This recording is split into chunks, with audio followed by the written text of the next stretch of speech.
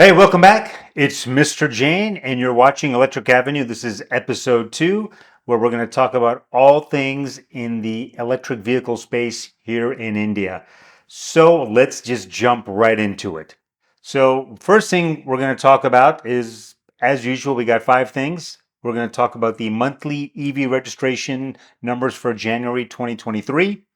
We're going to talk about some recent EV launches that happened at the Delhi Auto Expo. Number 3, we are going to talk about some EV news that's kind of interesting. Number 4, we're going to do a deep dive into 400 volt versus 800 volt architecture. This is kind of a follow on to our previous discussion about the skateboard platforms. And then the last thing we're going to talk about is an EV that I just recently saw in my ongoing series of EV car spotting. So it's a very new car in the EV space that has just come to India, and we'll discuss it. So let's jump right into it and let's talk about monthly EV numbers. So, one of the things I realized is there is a lot of confusion around registrations versus sales. So here I've got the registration numbers, and a lot of this is fed from Vahan, the online portal from the government of India that talks about vehicle registrations. So here you can see the leader for January 2023 is, of course, Tata with the Nexon EV. Then you've got MG, then BYD, and then you got BMW, which I believe is probably attributed to the new iX that was launched. And also BYD, let me just get to BYD. The numbers have increased because they've launched their new four-door sedan called the Atto 3. So I think we'll see those numbers really bumping up because they've just released it, and I think registrations are starting to happen. Then, of course, you've got Hyundai with the Kona, the Kia with the EV6 has 46, and you got Mercedes-Benz, which is with the EQS, and I'm sure probably maybe some of the initial EQBs that have come on the road. Then you've got the Volvo, Audi, Porsche, Jaguar, the rest of them, not too many. So all in all, collectively, probably around 3,200 cars were registered. Now, what's interesting is now when you get to where a lot of the data was sourced. So now, if you look at this one here, it says Tata Motors sales were around 4,100. Here you've got, this is Vahan data where it says 22,002 units were registered. This is from FADA, and it also is saying something close to 2426. And this is in the bottom right, you've got another Vahan piece of data that has got 2412. So as you can see, registration wise, they're all pretty much kind of in the 2400, 2000 range. So it's still a wide, gamut. And then when you look at the actual number of sales, that's at 4100. So I've decided that I'm going to now just really focus on registration numbers because I think that really is the true indicator of what's out there, because sales numbers, I don't think all the manufacturers will actually give you the sales information on a monthly basis for their EVs. And I think the registration data from Vahan is much better. So that's what I'm going to start reporting on. And I think from now on, what I'll do is I'll start giving you the last 3 months of data as well, instead of just a specific point in time, because then you can kind of see the 90-day registration data as it happens going forward. So that's kind of it. That's a wrap on the registration numbers for January 2023. All right, so next up, we are going to talk about recent EV launches in India. In this past January, about 2 weeks ago, almost a month ago, they had the Auto Expo in Delhi, and quite a few cars got launched. So if you take a look at the list here, we have got 5 that were launched. You can see 1 through 5 were launched in the Delhi Auto Expo. And then number 6 and 7 were launched, surprisingly, just the next day. I didn't quite get that. Maybe they didn't want to spend money on the show floor. I'm not sure, but you would have expected, at an auto show that they would be there. But anyways, I digress. So let's get to it. The very first one that was launched, and a lot of hype around it, was the Maruti Suzuki EVX. As you can see here, it looks really good. But unfortunately, this is a concept. So they say it's going to go into production. It's going to go into production in 2025, and it's going to have a 60 kilowatt hour battery pack. and the range is 550 kilometers, which I don't know what to think. First of all, I can't understand Maruti. Everything is a concept. You know, they keep on pushing their production out for EVs. I almost feel like this was actually driven by probably the Suzuki side of the house and not Maruti. But that's what they showed, and everybody was going gaga over it. I mean, it does look pretty nice. I like the rear, but is this really going to be what's going to be in production in, let's say, 3 years? I doubt it, but let's see. Next up was the Ioniq 5 pricing, which was amazing. They launched it at 45 lakhs. Of course, as you know, the Ioniq was actually launched back in December in Bombay at the at near the Taj Hotel at the Gateway of India. They actually showed it, the release of the Ioniq 5. And then, of course, they said that pricing would be revealed later, and that later happens to be at the auto show. And there it is, 45 lakhs, but that is only for the first 500 customers. It is yet to be determined what the pricing will be after those 500 customers. Let's see. My guess is it's probably going to be pegged around 50 lakhs is my guess, but I could be wrong. So that's kind of it. And of course, it's the Ioniq 5, as you can see here, which still I think is amazing looking. I love that very retros 80 look with the LED everywhere.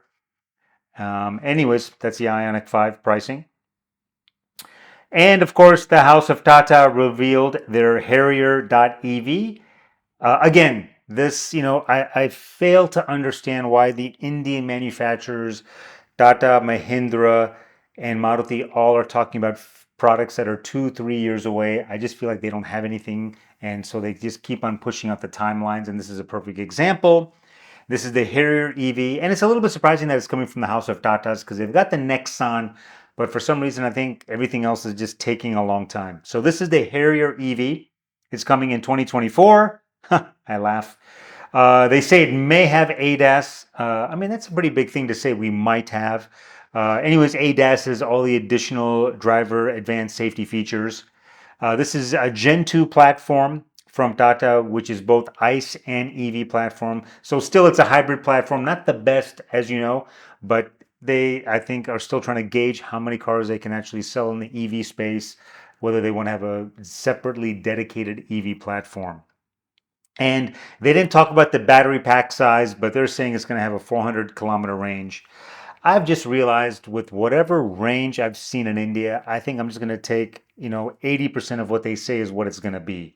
So if they're saying that it's going to be 400 kilometers, I think real world estimation is you can probably get about 320 kilometers. And I think that's just for me is a very good safety of taking off 20% from that number and just going with that. So that was the Harrier EV. Then they also announced the Tata Sierra EV, as you can see here. Looks kind of cool. This, of course, also is coming late. It's coming in 2025, and it's coming as a five-door vehicle. And that's all the details they have. They didn't have much else. Of course, the Sierra is their, heritage, I guess, nameplate from many, many, many years ago, and they're kind of rebranding it as the Sierra EV. And let's see. Again, very, very slim information on it, but that's what we've got so far. Next up was the BYD Seal.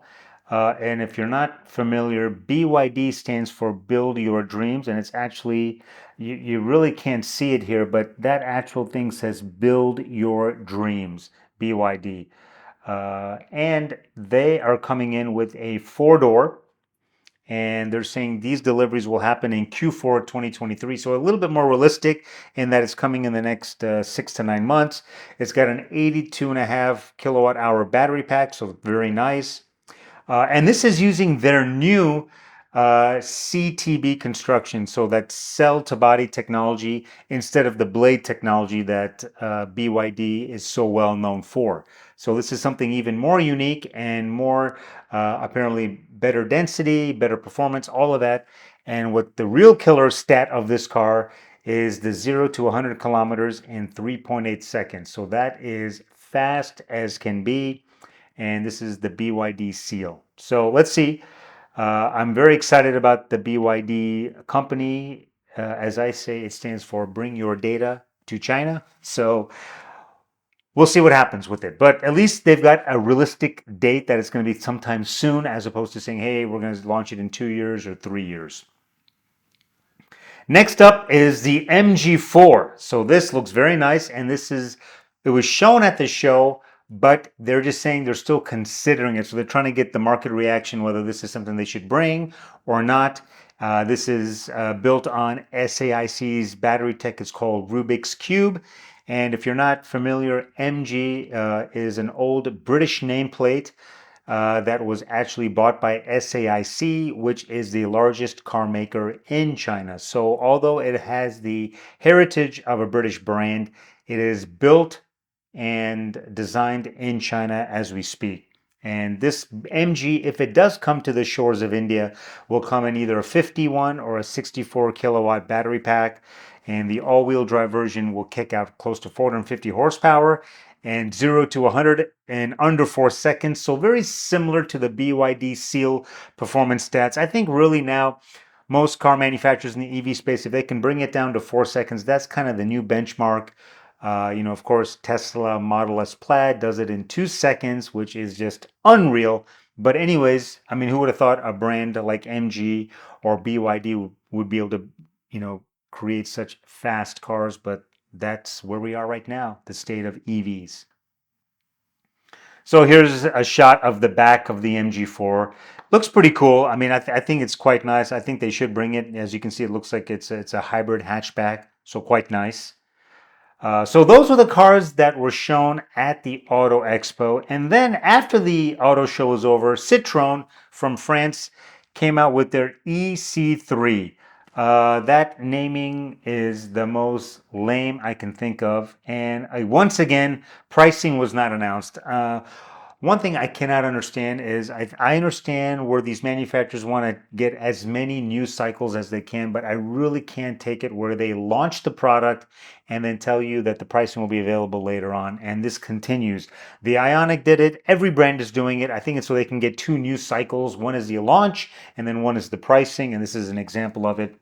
I mean, the Citron, I'm not a big French car fan, but, Citron's trying to make a push into both India and in other countries around the world. So they're trying to go after the EV market. So let's see what it is. The other one that was really surprising was Mahindra did not announce at the at the Auto Expo. They announced it the day after, and this is the Mahindra XUV 400 EV. This is, like I said, I mean, it's not bad. It looks kind of okay. Of course, it's from the house of Mahindra, which is also, they've launched the Pinin Batista, which is their super high-end EV that comes in around 2 million euros. But I think Mahindra is, obviously targeting a different audience here in India. This one apparently already has 10,000 bookings, which, let's see. And the price range is around 16 to 19 lakhs. And actually, because of this car, there was a brief price war between this and the Nexon EV. This will come in 2 battery packs, 34.5 and a 39.4 kilowatt hour battery pack. To be honest with you, I'm not a real fan of this. It doesn't look all that great. And, there's been rumors, or not rumors, but there's been a lot of people saying that this was just kind of thrown together at the last minute so they can compete against the Nexon. And, from what I can tell, that's kind of what I feel the same way. So those are all the new car launches in India in the EV segment. All right, third item on the agenda is EV news. There wasn't much because honestly, a lot of the news was around the Auto Expo in Delhi. So there wasn't really much else out there. The only thing I could really find that was actually noteworthy to even talk about was this tweet from Amitabh Kant, who is from the government of India. He used to run Niti Aayog, which is a government think tank, and they are very focused on technology, very forward thinking. And one of the things he just recently mentioned was EV sales have touched the 1 million mark for calendar year 2022. So that is a big achievement. And of course, EV is, 2-wheelers, 3-wheelers, 4-wheelers, the buses, everything. So anything that is electrically powered, basically the entire electric mobility platforms, he's counting all of that. And he's saying that, we've reached 1 million, which is a great achievement because that means that the government is moving forward, the industry is moving forward, customers are moving forward, and they're all looking towards other options besides ICE, which are petrol diesel engines. And I think EVs are definitely a great push. So that's kind of it. Like I said, not much else news because a lot of it was already taken up by the Auto Expo that was taking place in Delhi during the middle of January. So that's all we got for the EV news. All right, everyone, we are now at number 4 on our list of things. And this is, like I've said this many times, my favorite, which is the deep dive. And today we're going to talk about, even I got my Apple Pencil out. We're going to talk about 400 volt versus 800 volts into the platform. Last month we talked about skateboard platforms and architecture. And this time we're going to talk about the difference between 400 and 800 volt. But before we get to it, as you can see here, is let's first talk a little bit about electricity. I remember taking, these courses in school, and I'm like, I'll never need to worry about voltage, current, amps, ohms, all that. That's all crap. But guess what? I watched a bunch of videos to kind of be a little bit more informed. So when I talk to you about it, but the easiest example I found was everybody talking about electricity. Think of it as a water hose or a faucet. So you've got voltage or volts, and that is the pressure coming out of the hose or your faucet. And the second critical piece is the current or amps, and think of it as the size of the hose or the size of the faucet. So those two things together are really what you're thinking about as far as when you think about electricity. So if you've got a bigger hose, then you can potentially put more pressure through it. And if you have more pressure through it, then you can probably charge things much quicker. So that's kind of where this whole idea of 400 versus 800 volt has come from. So if you look at it, you might hear also about kilowatt versus kilowatt hour. That's always people get confused about. So these are two, if you look at these two diagrams, I always like to look at this one because kilowatt is the pressure coming out. So when you go to a charging station, they'll always talk about kilowatts. So if it's 10 kilowatts or 50 or 100 or 150, that's the speed or the pressure coming out of the hose. And that is going into something, and that is your battery pack, and that is always referred to as kilowatt hours. So kilowatt hours is like, how many liters or how many gallons does that thing hold, and that's really what we're talking about. So the more pressure coming out of the charger, and if the cable or the infrastructure can hold it and take in more power, then you can charge your battery much, much quicker. So this is a really good graphic that I found. And of course, why wouldn't it be? It's in German, So of course, a German engineering precision. So this is a great example of talking about 400 volt versus 800 volt. And here you can see they're basically saying, if you had to do it at 200 kilowatt charging capacity, you would need 500 amps is required with a 400 volt system, while on an 800 volt system, you'd only need 250 amps. So that's really the size of the cabling. Now, of course, 500 amps means you'd have a very thick cable, and it's just not practical. So you wouldn't even really get 200 kilowatts. I think mainly on a 400 volt architecture, you would get probably close to maybe 120, 150 max on that. And so who does 400 kilowatt charging today? Pretty much everybody. All of your Teslas, all of your Tatas, anybody that's in India right now, it's all really 400 kilowatts. 400 volt architecture. There are a couple new ones that I'll get to in a bit that are doing 800 volt architecture. But the idea is, if you want to cut the charging time in half, then you either double the voltage or make the cables double the size. And doubling the cable size is really not the best solution because they get really, really thick. So instead of having a single lane of 400 volts, why not try to make double or triple or quadruple lanes? And that's where the idea of 800 volt architecture has come from. That's the idea. And so there are two companies right now. Actually, there are three companies. There are four companies that are beyond 800 volt architecture. So the two that everyone talks about is the Volkswagen Group is one. Second is Hyundai Motor Group. And then Lucid apparently has a 920 volt architecture. And the new Hummer from GM apparently has 1,000 volt architecture. My God, I confuse watts and volts all the time, and that's not right. So Anyways, those are the four. We're going to talk about two of them, the 800 volts. So the first one here, as you can see, this is a diagram from the Audi group, which is part of the Volkswagen group. And this is their premium platform electronic battery system, PPE. And they're taking the best of the both worlds, is what they say. And as you can see here, is it's got 800 volts. So it's taking that from the J1 battery system. And then it is using a compact design and using 12 modules, and it's got some really good thermal management, apparently, is what they say. And they've come up with this PPE battery system that gives it 800 volts, which means cars like the Audi e-tron and the Porsche Taycan, which is also part of the Volkswagen group, can take advantage of having very, very large battery packs and also reduced charging times. So that's from the Volkswagen group. And then the other one that is doing it is also, as I mentioned, is the Hyundai Motor Group with their eGMP platform. And that stands for the Electronic Global Mobility Platform, eGMP. And that in India means the Ioniq 5 that was recently introduced and the Kia EV6, both are on the 800 volt architecture. Now, the only downside is in India, there is very few DC fast chargers that are probably above 100, 120 kilowatts. There is apparently one in Kochi all the way down south that is, I think, 250 or 300 kilowatts is what I've been told, which means it would charge your Kia EV6 or Ioniq 5 in like literally 20 minutes, the entire battery pack from 10 or 0 to 80%. So that's kind of what 800 volts can give you, is very, very fast charging times, and that's what everyone is now focused on. So if you take a look at this graphic from Porsche, it talks about the charging times. Here, let me just make a better color. Let's use red.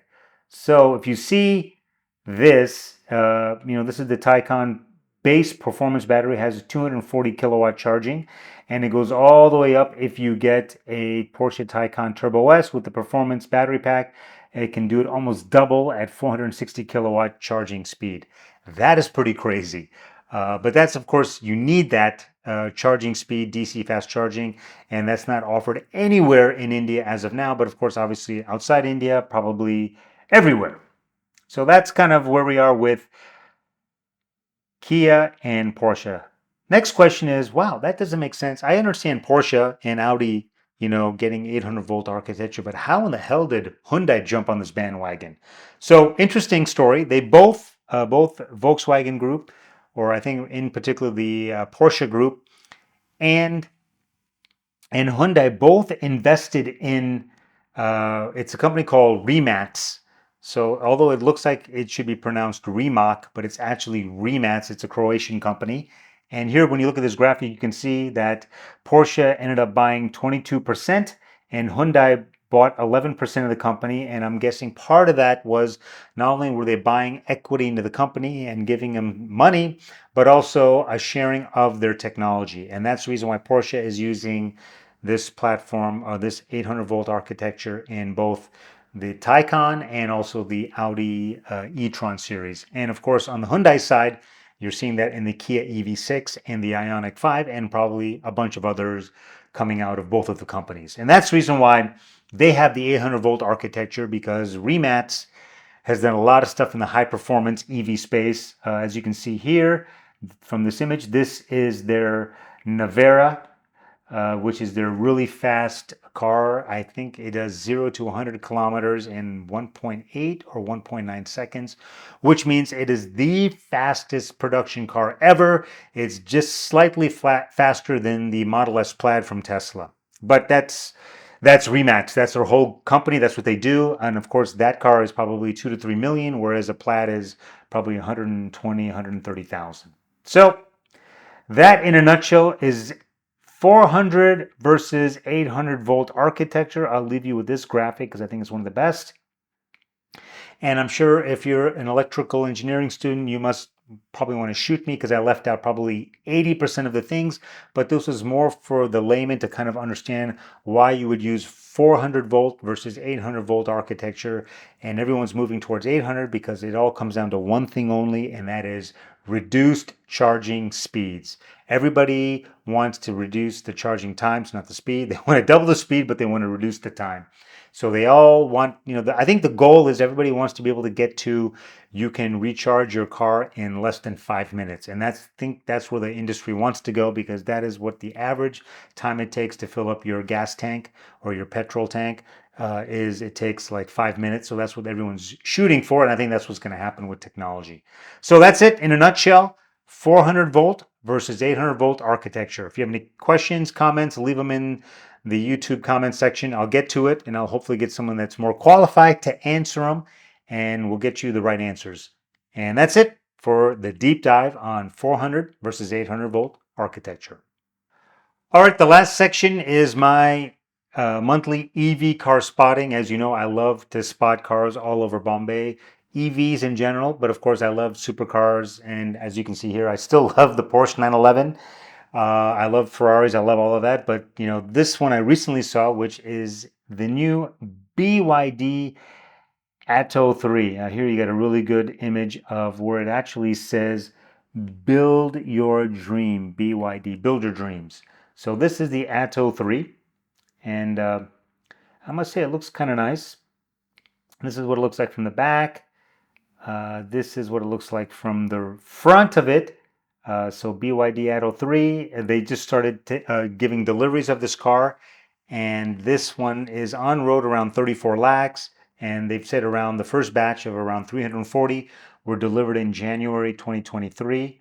That's a typo. That should say 2023. And it's got a 60.5 kilowatt hour battery pack and 0 to 100 in about 7.3 seconds. So relatively fast, not so bad. Of course, I'm sure there'll be a performance version offered, but I still think it doesn't look bad from the front. But from what I have heard is the inside is a bit Spartan. It's not the best. It's pretty sparse as far as features are concerned on the inside, but the outside looks pretty good. And I think they'll end up just doing, they'll be selling quite a few of these because it does look good compared to what else is out on the road. So that's kind of it from the car spotting that I have done. And if you have any questions, let me know. But that is a wrap for episode 2 of Electric Avenue. Hopefully you liked it. Hopefully you'll continue watching this. If you have any questions or comments, leave it in the description or the comment section below, and I will get to it. Anyways, take care and keep on chugging along, and take care till the next episode. Bye. Oh no, we're gonna rock down to Electric Avenue, and then we'll take